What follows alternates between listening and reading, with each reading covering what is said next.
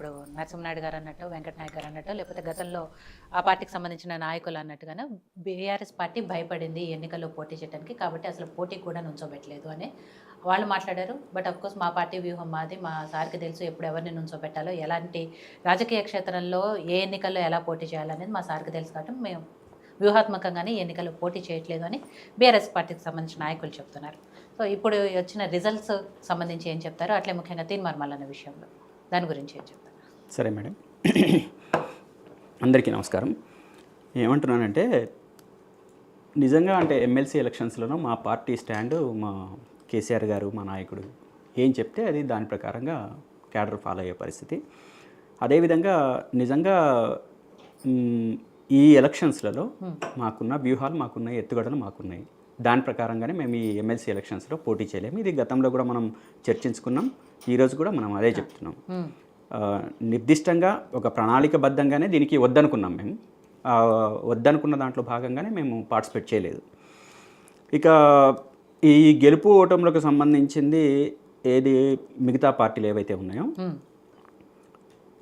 MLC ఎలక్షన్స్లో ఇప్పుడు BJP party నుంచి ఎంతమంది గెలిచారు, ఎంత పెట్టి గెలిచారు, ఎంత డబ్బులు పంచారు, ఏ రకంగా పంచారు, ఎన్ని కోట్లు చేతులు మారినాయి, ఈరోజు అంజిరెడ్డి గారే స్వయంగా ఆయన మాట్లాడిన పరిస్థితి. ప్రచారానికి రాకపోతే 30 కోట్లు ఇచ్చిన నేను, ప్రచారానికి రాకపోతే మీ సంగతి చూస్తా అని చెప్పేసి మాట్లాడిన సందర్భం కూడా ప్రెస్ మీట్ ఒక సభలోనో మాట్లాడిన సందర్భం. దీనికి ఆ కోట్లాది రూపాయలు ఖర్చు పెట్టి ఓట్లు నిర్దిష్టంగా కొని గెలుపోవటములు, ఇక ఎలక్షన్స్లలో గెలుపోవటంలో సహజమే. సరే, ఇక బీజేపీ వాళ్ళు ఇప్పుడు ఇప్పుడున్న 8 మంది గెలిచి ఏం చేస్తున్నారు, 8 మంది ఎమ్మెల్యేలు గెలిచి ఏం చేస్తున్నారు, 8 మంది ఎంపీలు గెలిచి ఏం చేస్తున్నారు? చేసేదేం లేదు. ఇంకో 4 వచ్చినా, ఇంకో 5 వచ్చినా, ఇంకో సభలో శాసనమండలిలో కూర్చున్నా వాళ్ళ రాష్ట్రానికి తీసుకొచ్చే నిధులు అదనపు నిధులు లేవు, లేకపోతే ఇంకో అదనంగా మనకు అభివృద్ధి కార్యక్రమాలు ఏం లేవు. వాళ్ళ బేస్తోని, ఒక హిందుత్వ బేస్తోని వాళ్ళకున్న ఓట్లు, అదేవిధంగా సీట్లు వస్తున్నాయి తప్పితే వాళ్ళకి ఇంకా వేరే రకంగా లేదనేది మనం నిర్దిష్టంగా మాట్లాడుకోవాలి. ఇక తీన్మార్ మల్లన్న విషయానికి వస్తే, తీన్మార్ మల్లన్న ఎప్పుడైతే బీసీ కులగణనలో తప్పులు దొరికినాయో అప్పటి నుంచే ఆయన నిరసన గళం చాలా సీరియస్గానే వినిపిస్తున్న పరిస్థితి ఉంది. సరే, ఆయన మీద సస్పెన్షన్ అనేది వాళ్ళ ఇంటర్నల్ విషయం, మా కాంగ్రెస్ పార్టీ ఆయన మీద ఇంటర్నేషనల్గా తీసుకున్నాం. కానీ అది దానికి మనం బియాండ్గా మాట్లాడుకుంటే బీసీ కులగణనలో తప్పులు జరిగినాయి అనేది అయితే సుస్పష్టం, ప్రతి ఒక్కళ్ళు మాట్లాడుకుంటున్నారు. ఈవెన్ వాళ్ళ పార్టీ నాయకులలో, అదేవిధంగా కమిషన్ చైర్మన్లు కూడా దీంట్లో తప్పులు దొరికినాయని చెప్పేసి ఒప్పుకున్న పరిస్థితి. కాబట్టి దీన్ని మళ్ళీ చేయాలనే దానికి వచ్చి మళ్ళీ టైం ఇచ్చారు.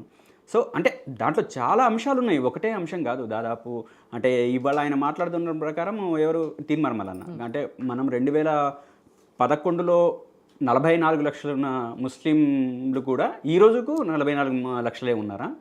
44 లక్షలే అని ఉంది రిపోర్ట్లో. అంటే వాళ్ళు పెరగలేదా? బీసీలు పెరగలేదా? ఇతర క్యాస్టులు పెరగలేదా? ఒక్క ఓసీ క్యాండిడేట్స్, ఓసీ జనాభానే ఏ విధంగా పెరిగింది ఏంటి అని చెప్పేసి క్వశ్చన్ చేస్తున్నాడు. సరే, దాంట్లో అందరూ ఒప్పుకుంటున్నమాట, మేము కూడా గతం నుంచి మేము మాట్లాడుతున్నమాట. ఇది వాస్తవంగా దాంట్లో ఆ కులగణంలో వచ్చిన దాని మీద ఆయన నిర్దిష్టంగా మాట్లాడుతున్నాడు. సరే, ఇక వాళ్ళు ఇంటర్నల్గా ఆయన మీద యాక్షన్ తీసుకోవటమో తీసుకోకపోవటం అనేది ఇక వాళ్ళ పార్టీ ఆలోచన. ప్రజాక్షేత్రంలో ప్రజలకు సంబంధించిన ఒక అంశం జరుగుతున్నప్పుడు తప్పనిసరిగా దాని మీద మంచి చెడు ప్రతి ఒక్కళ్ళు మాట్లాడతారు. దాంట్లో తీన్మార్ మల్లన్న కూడా మాట్లాడాడు. సరే, ఆయనకు సొంత ఎజెండా ఉండొచ్చు, లేకపోతే ఇంకో రకరకాలుగా మాట్లాడచ్చు. ఆయన గళం ఎంతో కొంత అంటే కాంగ్రెస్ పార్టీకి ఉపయోగపడి ఉండొచ్చు, లేకపోతే దాన్ని యాక్సెప్ట్ చేయడానికి వాళ్ళు సిద్ధంగా ఉండకపోవచ్చు, అది వేరే సంగతి. ఇక తీన్మార్ మల్లన్నకు అన్ని పార్టీలు అయిపోయినాయి, బీఆర్ఎస్ పార్టీలోకి వస్తానని చెప్పేసి అంటే ఇక వెంకట నాయకే చెప్పాలి. ఏమన్నా తీన్మార్ మల్లన్న పోతూ వెంకటకి ఏమన్నా చెవిలో చెప్పిపోయిండేమో. చెవిలో చెప్పకలే, ఆయన బహిరంగంగానే ఇండికేషన్స్ ఇస్తున్నారు. బీఆర్ఎస్ ప్రభుత్వం చేసిన సమగ్ర కుటుంబ సర్వేనే బాగుంది, ప్లస్ నేను బీఆర్ఎస్ ప్రభుత్వం మీద ఒంటరిగా ఒక్కడనే పోరాడాను, ఛానల్ పెట్టి నా వాయిస్ వినిపించాను, ఇవన్నీ కూడా మాట్లాడుతున్నాను. మేడం, తీన్మార్ మల్లన్న ఈరోజు అంటే ఈ ప్రెస్ మీట్లో మాట్లాడింది కాదు.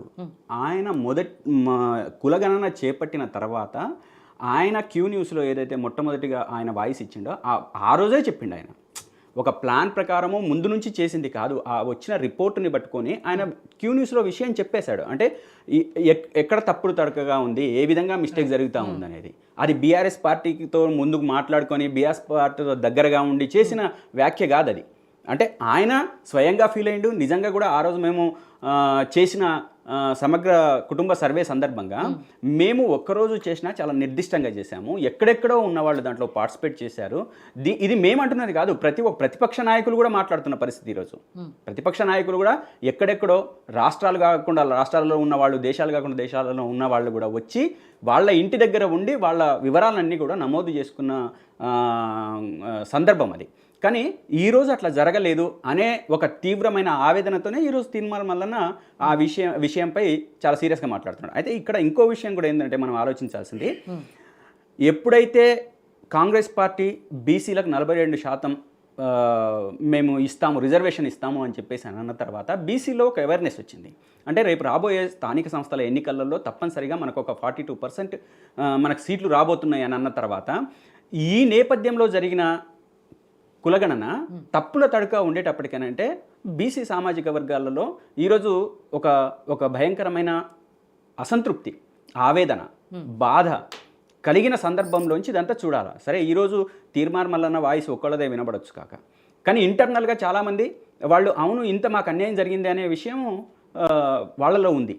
కానీ ఇది ఎన్ని రోజులు మనం దాచిపెట్టలేము, ఇది బయటకు వచ్చే అంశమే. కాబట్టి తీన్మార్ మల్లన్న ఏ పార్టీలోకి పోయినా ఏ పార్టీలో ఉంటాడో తెలియదు. ఇంకో మాట కూడా విన్నాను, ఏదో తెలుగుదేశం పార్టీలోకి వెళ్తున్నాడు అని చెప్పేసి కూడా అని అన్నారు. ఏదో జనసేన ఏదో రకరకాలుగా మాట్లాడుతున్నారు. సరే, ఆయనకున్న నోటిదూల కారణంగా ఆయన ఏ పార్టీలోకి పోయినా సస్టైన్ కాడని నేను గతంలో కూడా చెప్పాను. ఆయనకున్న అంటే ఒక లీడర్గా ఎదిగే సందర్భంలో సొంత ఏజెండా ఎంత ఉంటుందో సామాజిక ఏజెండా కూడా అంతే ఉండాలి. ఆ సామాజిక ఏజెండా ఎక్కువ ఉండి సొంత ఏజెండా తక్కువగా ఉంటే ఏమన్నా ఎలివేట్ కావడానికి ఉంటుంది. కానీ ఆయన సొంత ఏజెండా ఎక్కువగా ఉంది, సామాజిక ఏజెండా తక్కువగా ఉంది. కాబట్టి ఏ పార్టీలోకి పోయినా ఆయన దాంట్లో పొసిగే పరిస్థితి లేదు. ఎక్కడైనా ఆయన నిలకడగా ఉండడు. ఆయనకున్న నోటి దూల అది. రాజకీయాలలో ఉన్నప్పుడు కొన్ని అంటే మన కింద మంట పెట్టినా ఆ మంటని ఓడ్చుకుంటూ పైన హాయిగా ఉందని చెప్పేసి అనుకోవాలి. నేను అలా అనుకోవట్లేదు కాబట్టి నాకు ఈ పరిస్థితి. రాజకీయాల్లో బానిసల్లాగా నేను ఉండదలుచుకోలేదు అని చెప్పి అది బానిస అనుకుంటామా, రాజకీయ ఎత్తుగడగా అనుకుంటామా, ఆ వ్యక్తే నిర్ణయించుకోవాలి. ఏ వ్యక్తికి ఆ వ్యక్తి. అంటే నేను ఒక్క తీన్మార్ మల్లన్న గురించి అనట్లేదు. ఏ పార్టీలో ఉన్నా కష్టాలు ఉంటాయి, నష్టాలు ఉంటాయి, ఇబ్బందులు ఉంటాయి. కొన్ని ఖచ్చితంగా మాట్లాడాల్సి ఉంటాయి, కొన్ని ఖచ్చితంగా మాట్లాడకూడనివి ఉంటాయి.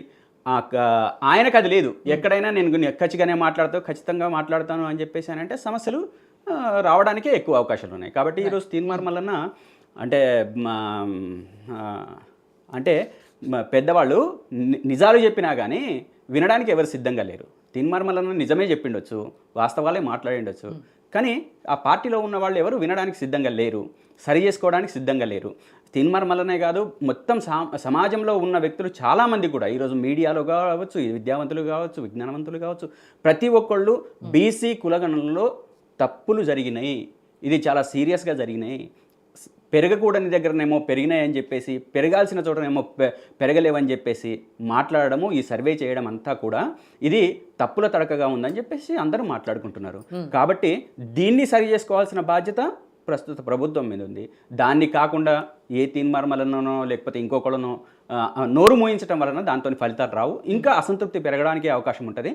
నిర్దిష్టంగా చేసి మేము బాధ్యతగా వ్యవహరిస్తాం, బీసీ సామాజిక వర్గానికి ఒక భరోసా ఇస్తాం, మేము ఖచ్చితంగా అనుకున్న దానికి నిలబడతాం, అనుకున్న దానికి నిలబడి నేను ముందుకెళ్తామని చెప్పేసి అనుకుంటే చాలా సంతోషం. కానీ అటువంటిది అయితే కనపడట్లేదు.